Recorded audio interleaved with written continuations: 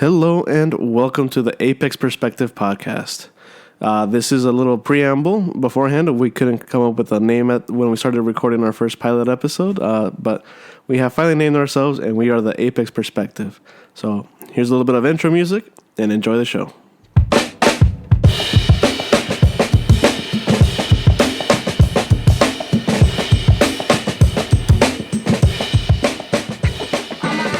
Hello and welcome to the first inaugural pilot episode of the Team Apex podcast production. So we are delving into the podcast realm now, and after making some videos on YouTube, some content on Instagram and TikTok, we're deciding to keep expanding kind of our reach and our reach in social media. We're expanding to a podcast setting now, and we're going to be talking about anything and everything.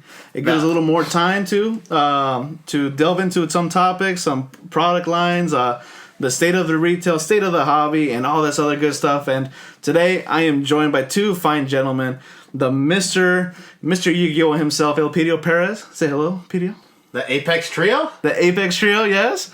And the man, the myth, the legend, the one that started the Apex color and the Team Apex, Mr. Leo Sarmiento. Yes, sir. Thank you. Sure. Thank you for having me. I'm excited to be here. But yeah, no, you're 100% correct, Frank. I think the main purpose of this podcast is to dive in more in depth in stuff we rip. Yes. Stuff we see, in the market, where it's going, things like that. Because when you're recording a YouTube video, you don't want to talk too much because then it lengthens the video, and people aren't there to listen to you spiel for half an hour on Yu-Gi-Oh cards, Pokemon. They're there to see what you rip. And we've come a long way. I don't know if you remember this, Peter, but Leo and I, we had some family over from out of state here, and we showed them our YouTube channel. Oh, don't bring up the first videos, because it's a learning curve, right? Yeah, because 100%. You learn as you go, you get experience as you go. I'll be the first to admit, I'm not as shaky as I once was. If you guys want to see how shaky we were, go watch our first couple of videos. Yeah, we were very monotone. We were like, monotone. My name is Elpidio. This video. Our hands were shaking after we pull a big pull or anything like that. My hands would always be sweating, so we've come a long ways. We've knocked over the phone while we're recording. Oh, that was it was awful, man. But it's been a fun ride. It definitely has, and to kind of continue our pilot episode, we'll talk about a little bit of our story and how we came about. So there was one day. Who can describe the story a lot better than I can? I think it was more I think more Elpidio who started this of how we started recording. Oh, like YouTube. Yeah. Oh, I remember. Think, go ahead. So honestly, I think what it was is this was brought up because COVID hit, right? Yeah. And obviously, I think we jumped on the bandwagon of trading cards. Oh, just for context and time wise. We are in, it is July 18th, 2023. We've been in, starting YouTube videos for 2 years now. It's been, I think, mid 2021, I want to say? Yep. Right, in the thick of COVID, where, the world was flipped upside down, and there's a lot of negatives with that, but one of the positives for the card market is that it exploded. It really did. It exploded, not only for sports, but for not Yu-Gi-Oh, but Pokemon, a lot of things. Because I don't know about you guys, but I remember going to our local Walmart, even, a year before, and the aisle was open, it was just full of stuff. Open aisle, just saw full of stuff. Prism, Yu-Gi-Oh stuff, Pokemon, stuff that you would die for now. Yeah. You would see it in clearance, because no one wanted it. That's right. And COVID hit, and it exploded that market. And so I think the way it started, going back to the question, is I think one day I approached, I think it was you, Leo. Yeah. And I'm like, we're ripping a lot of stuff. Why not record it? Yeah. And this was during the times where Hidden Fates, that's a really good set now. Yeah. And this was stuff we could find. It was harder, right? Because everyone wanted it. Right. But this was also where NFL, Select with Aaron Rodgers. We're not flippers, right? No. But Not at all. Remember, we would stand at Target at like 3, 4 in the morning Yep. to get the product to just rip it. Yeah. Well, I remember Leo getting tackled at Walmart at one point from the stories you guys told me. Well, it was. was a madhouse. It would have been funny, not funny, because we're Yeah. adults and we gotta Yes. behave like adults, right? But it was insane how like the doors would open. Like Walmart here would open 8, Yep. and I included, you would have to run to the cart aisle, because if not, people were just with carts Yeah. just push everything to their cart. And granted, that's not cool, right? I was always one that I'll grab my 2 or 3, but I gotta leave stuff for the rest. Yeah. And That's common courtesy, and courtesy is a lost. It's a lost thing in today's world. Yeah. And remember, Frank, we would be just ripping it. And I think it just came about like, we got this cool card. Why not record it? I think that really sparked because Leo hit the Charizard from Hidden Fates. Yeah, that goes goes black now. shiny promo. Yeah, that goes now for like $400. Yeah. And I hit the one from Shining Fates. Yeah. That's only like $100 now, but back in the day it was like $200-$300. Yeah, and that's where our rule came from. Never rip off camera. Not only that, but it was like, Leo, like, why don't we record this? Like, this would have been cool to share with everyone else.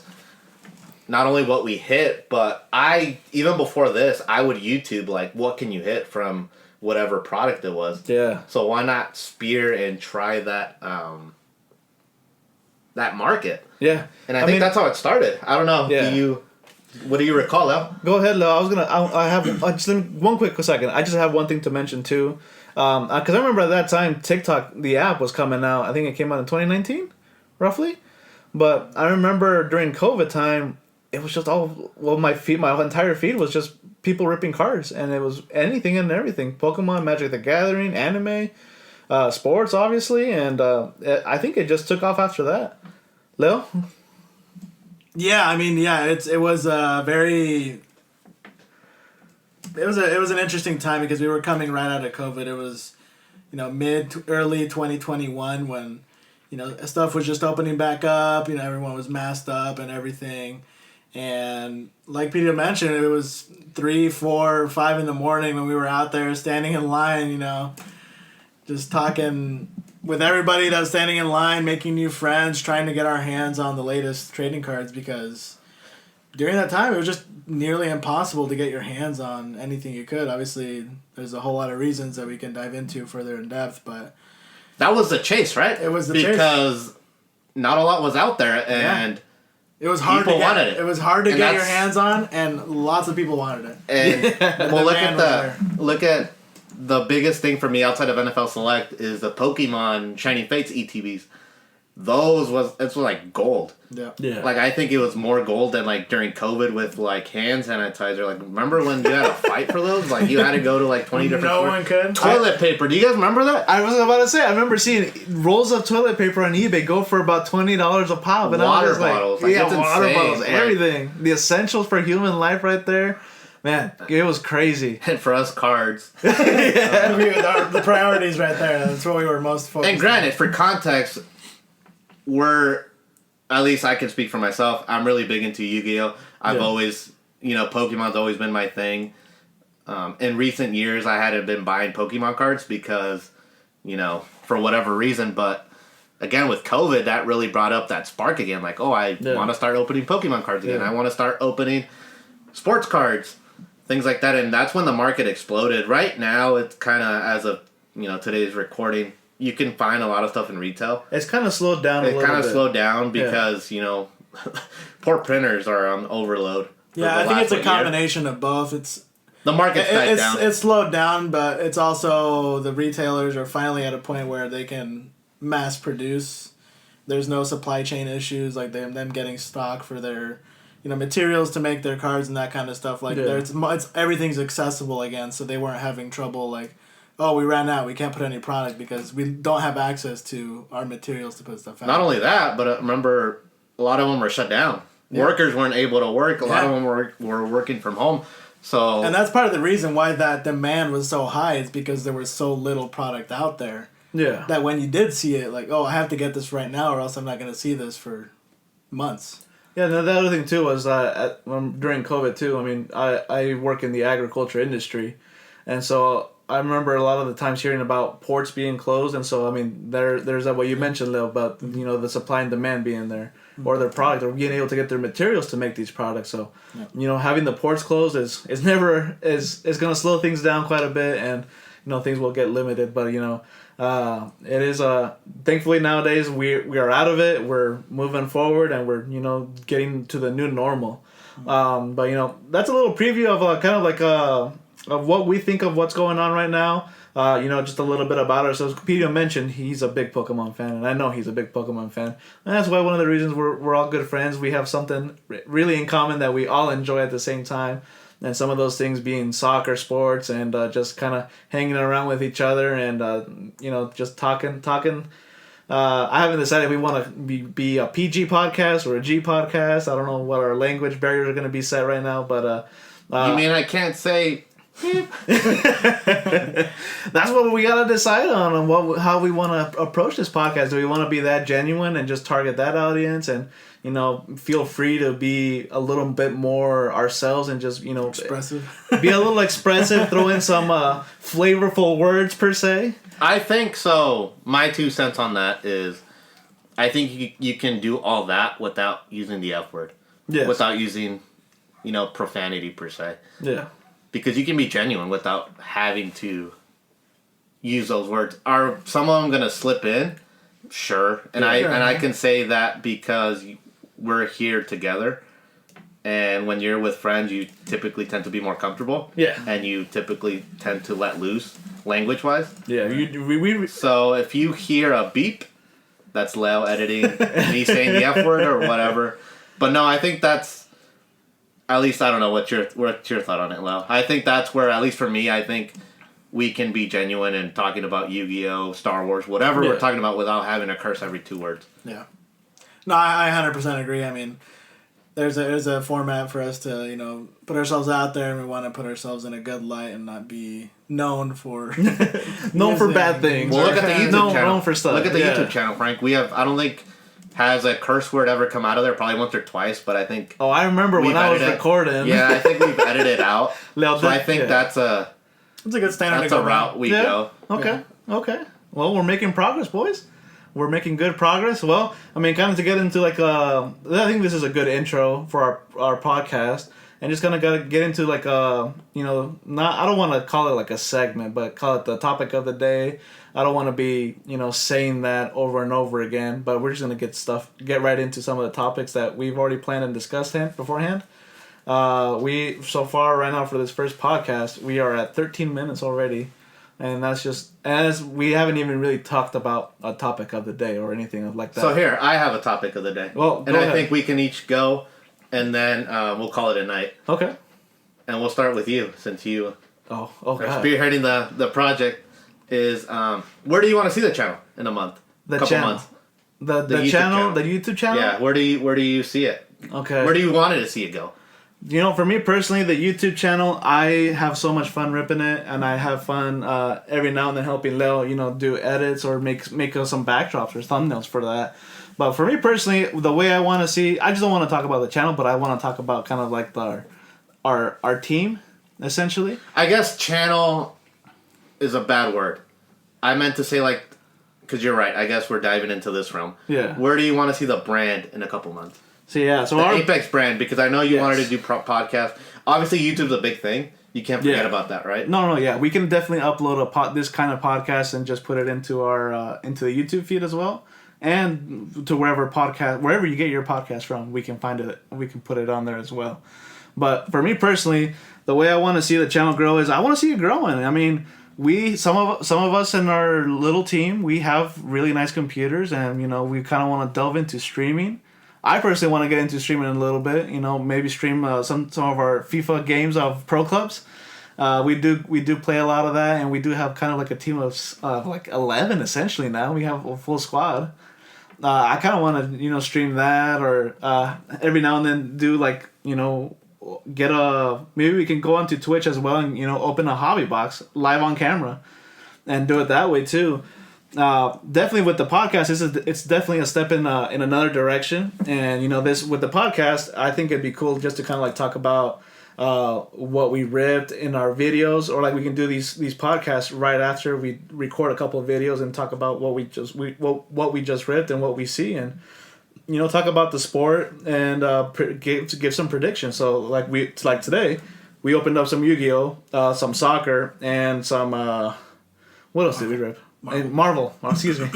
So if we ripped Marvel, I mean, we can do a podcast afterwards and talk about, okay, what do we think of the most recent Marvel movies, or what do we think of the future, or what's going to happen in this theory, discuss theories, or discuss like these outlandish theories like, oh, Tony Stark's going to come back, or whatever it may be. For soccer, it'd be talking about what's going on in soccer right now. For at the moment, we got the Women's World Cup coming up. What are our predictions? Are we going to be watching? Are we going to getting up at midnight to watch a game? Or are we going to stay up until 10 o'clock at night to watch a game? Yeah. And even for Yu-Gi-Oh, like, well, I mean, I haven't seen a Yu-Gi-Oh card in about maybe more than 10 years now. Yeah. And so it's been a while, and it was pretty cool to rip it today. And, you know, it did bring back a lot of nostalgia. And, you know, seeing that Dark Magician card pull out of a pack, man, what feelings were those back in the day? I mean, Yugi was definitely one of the main characters. Well, there is a main character, but he was one of the guys I followed. It's in the title, Frank. Yu-Gi-Oh. I know, right? No surprise there. You don't say, Frank. You don't say. Oh man. Yeah, I know. That's a great. Yeah, but that's where point. That's where I want to see the channel grow. I mean, we have a pretty cool little team. We got a good bunch of friends, and we love to do all this nerdy stuff. Mm-hmm. And so I mean, it's the potential's there. You know, it's just growing it more and more, and you know, putting ourselves out there with no fear of what's gonna happen. And that may be the scary thing, you know, getting out of our comfort zone. But you know, it just takes one step at a time and someone to do it. And I mean, as far as right now, I mean, we're 3 leaders here, and we're taking a step in a different direction, and we can definitely, you know, we push each other to do new things, and we help each other out, and you know, we're taking our steps at a time. So that's my take for me. Dang, Frank, you're gonna make me cry right now. Yeah. No, see, and for the podcast too, I want us to be like our genuine selves. I see, like how we're talking now. Maybe throw in a little Spanglish every now and then, and if we talk Spanish, we'll definitely try our best to just translate right afterwards, just so everybody can understand what we're saying. But yeah, we're bilingual on this podcast. But, good stuff, Frank. Good stuff. Yeah, let's toss it over to Leo for the meantime. I think I see Elpidio deep in thought right now of what he wants to say. I'm trying to hold it in, Yeah, no, thank you, Frank. I mean, it's been an amazing journey so far in these 2 years that we've done a whole bunch of different things. As far as your question goes of Elpidio, where we want to see this brand in a couple of months, I just want to continue elevating the sort of presentation of our videos. I deal more on the editing side of our YouTube channel. I want to bring that production quality up and keep continuing to make the best videos that we can. Mm-hmm. Whether that's new intros, new outros, different editing styles, different editing techniques, setting up the studio in a certain way. I want to see just something I would want to watch, you know. I want to put that out for viewers to be like, oh, this is a really well done video.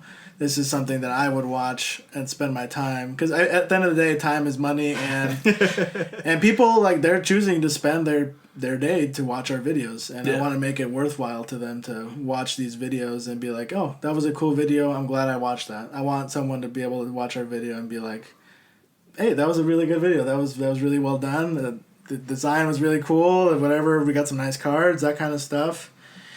And I want to continue exploring short form content. I think that's another big goal for our brand, is putting out short form content that's really nice, looks really good. At the end of the day, I think that's one of the big growths of the content creators out there is short form content. A lot of people spend their time on their phone. They're swiping up on TikTok and Instagram. So I think it's definitely an avenue where we can pursue and see the brand grow because of it. So that's definitely something we could explore more. Spend some time learning how to edit short form content, highlight videos. And another piece too is like we go to a lot of Comic-Cons. I think it'd be a really cool idea to, put ourselves out there and take the time to record videos like while we're there. Do some vlogging. Vlogging type, or even if it's just like a highlight sequence of what we do and show before and after. Yeah. Of Funko Pops that we get signed, or standing in line waiting for a photo op, or standing in line waiting to get an autograph, that kind of stuff. I think that's definitely another aspect of the channel we could explore, because we meet lots of cool people. Lots of cool people come. Celebrities come to our area. We go meet them, spend time out of our day, going to these conventions. I think that could be a really cool aspect of something we could put on the channel and show to other people. It's just a question of, like you said, losing that fear and just putting ourselves out there. Yeah. Putting ourselves out there and take the time to just go for it. Whether it looks bad or good, you won't know until you actually record it for yourself and see what it looks like. And obviously, we're gonna be trying our best. Maybe you'll see this down the line, but we definitely. Sorry, I like to repeat myself a lot. I do this in class too, but excuse me.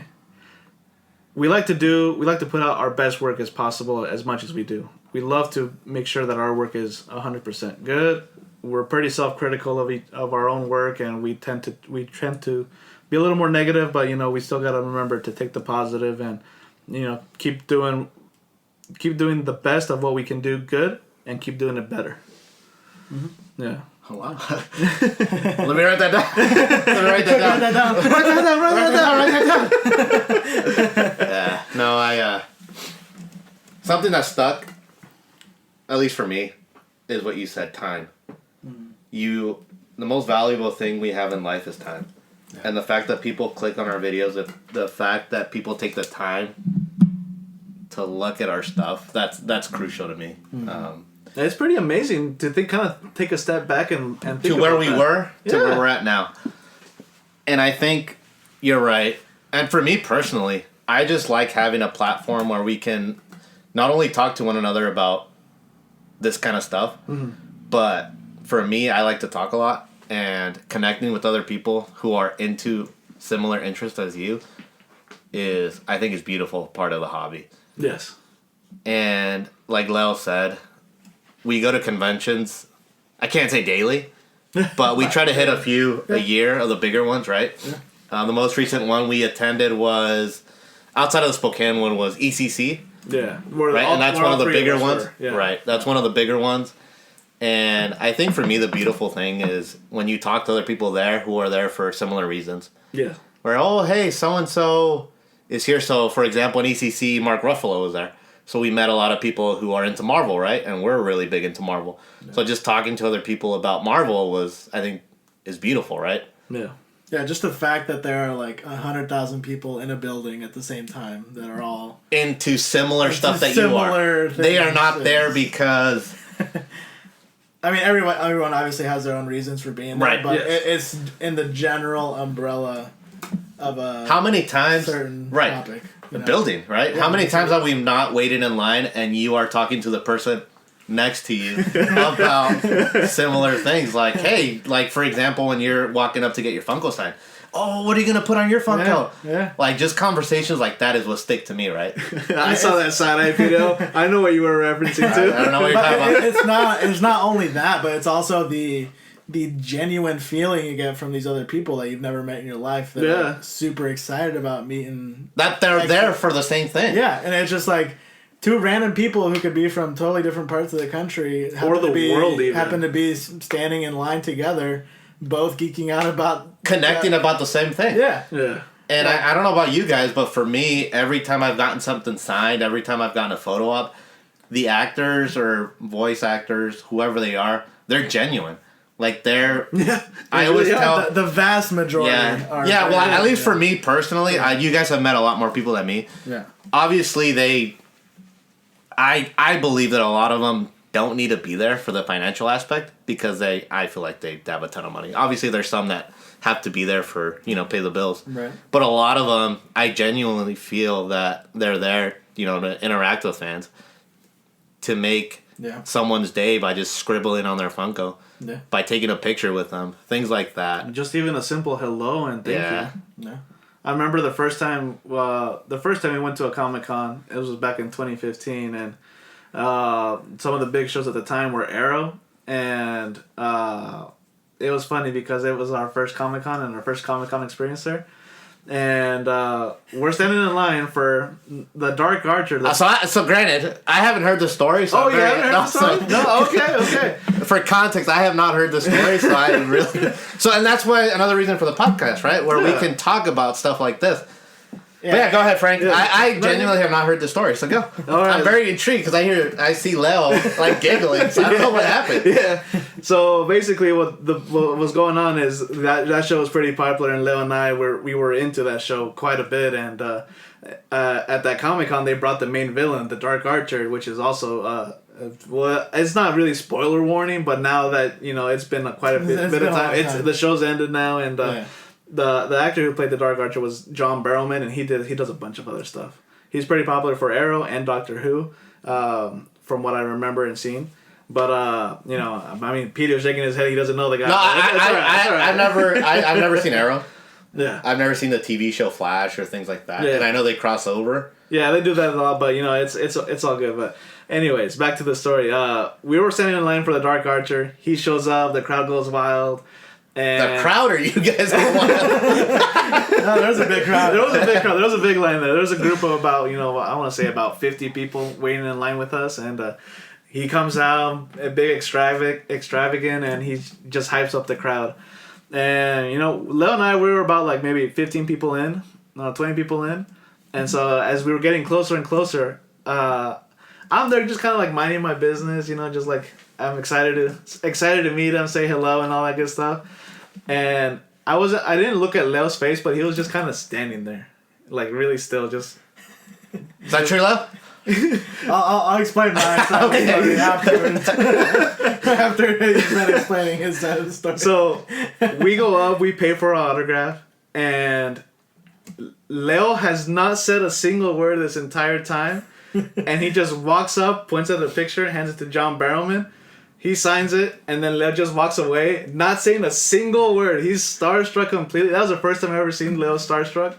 And we just walked away, and I was just the one that was like, "Oh, thank you. Nice to meet you." Frank, the collected one? The cool, common collected? Because I've witnessed Frank. Yeah, that's another story for another not episode even movie, there. But that's what happened from my point of view. So for me... I mean, this was 8 years ago now. I was junior high, I think, 14 years old. And honestly, I didn't date yourself though. Wow. I know, it was yeah, no. I didn't want to say my age either. So, yeah, I didn't know. This is our first Comic-Con experience. Yeah. We had seen and heard about Comic-Con, on social media, that kind of stuff. And being there was a surreal experience for me because it's like, oh wow, I'm actually living this right now. This is what it's like. This is a con experience. And standing in line, honestly, I did not know what to do with myself because I didn't know how to act. So I'm a very visual learner, and I learn by seeing other people do things. And at the time, I just had never seen or done anything like that before, standing in line, paying for the autograph, picking out the picture, handing it to the celebrity. I honestly, I didn't know what the process was like and what to do. So it's not so much that I was starstruck. I was starstruck, but it's just oh wow, this person is actually happening right now. And it was, I guess at the time, just an overload for me because all these different emotions are going through me, and it's this is happening right now. And by the time I knew what was going on, I was we were standing outside of the line already with my signed picture in hand. So it was a pretty cool experience. It's a very unique, and it's one that we remember a lot because it's the first time we went to Comic-Con and got something signed by a celebrity. So after that, we started going to more, and we get more comfortable. We bring other friends. We meet more people, and you become accustomed to it, and you start to learn how the flow of Comic-Con is. And it's a really cool experience. If you've never gone to a Comic-Con, I definitely, recommend you try and go out there and, experience that for yourself if you're into that kind of thing. Like, if you're scared about going out there, like, oh, I have no one to go with, I say just buy your ticket and go. You're going to meet lots of people that are there for the same thing that you are. I can guarantee you that. And you're going to be able to connect with them Yeah. on that. Like, easier. like a lot of voice actors, and I see My Hero Funkos in front of me. They're there. Let's say a My Hero voice actor is there. They're there to meet that person, most likely, right? And then you can be like, oh, did you see who? That character out of My Hero in that episode, and then the conversation just takes off from there. Yeah. Because you can connect on that level. It's a lot easier to connect with people with like these similar interests at a convention than it is at a workplace. Yeah. Because at a workplace, when you're trying to make your work friends and whatnot, you kind of have to be a little more professional and be careful what you say, Right. and just kind of like you want to get to know them a little bit more, but you also want to be professional about it in the way you approach it as well. So it is a lot tougher to talk about with with your colleague or whoever it is about like, oh, did you catch the latest My Hero episode? Mm-hmm. But that's until you get to that comfortable level with with your coworkers there. Until if you share those interests as well too. So it's a lot easier definitely at a con, but it's a little tougher outside of the con place. Yeah, 100%. I mean, I say it's a fun experience whether you go with friends or not, or you go with family. It's a great time. You should definitely try it to see if it's something you're interested in. You can definitely meet a lot of people, and I understand some people like aren't fans of big crowds and that kind of stuff. But I'd say it's worth the at least the one-time experience. Yeah, you gotta check it out. And it's the cool thing with cons is they're nationwide. Yeah. A lot of smaller ones are nationwide. Obviously, the bigger ones, San Diego, wherever Lake, Ace has. And it's definitely grown, especially in the last 10 years. Like, if we go back 10 years, even to 2015, when we went to our first Comic-Con, at the time, it was definitely... There was regional cons, but they were mainly only a few. So we had, like, It was only, like, in the big cities. Emerald City, we had Rose City. Mm-hmm. There's more cities now that have, grown and sort of created these smaller communities to bring these Comic-Cons, to bring more actors into smaller towns and even to a local shops. Yeah, it's definitely exploded in popularity in the last 10 years, and it's going to continue to grow. I'm sure if you spend some time in research wherever you may live, you'll probably find some stuff somewhere nearby in the near vicinity where they're doing like celebrity signings. They brought so and so actor to do some type of signing. Yeah. So I think it's definitely grown over the last 10 years. Well, guys, that's a... Yeah, and I think we can make an episode in itself about conventions, because I have stories for days on I think we all do have stories for days. those interactions have come about. Our trip to Chicago.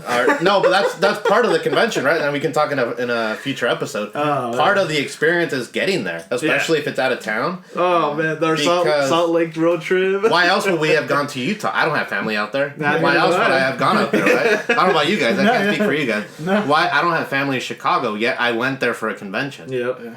Right? We got photographic evidence of being there.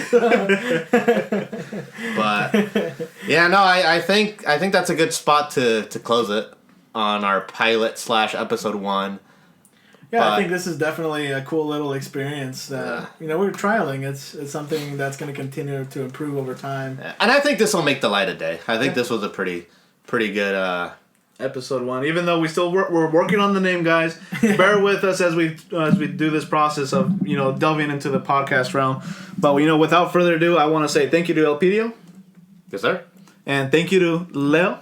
Thank you for having me. And from Team Apex and from us, from us and Team Apex. Don't forget to check out our most recent video on YouTube at Apex Pack Openings. Don't forget to please give us a follow on TikTok, on Instagram, same name. At Apex Pack Openings. We'll have all those links available in the description from all of us here at Team Apex, wherever you're at. Take care and don't forget to smile, and we'll see you in the next one.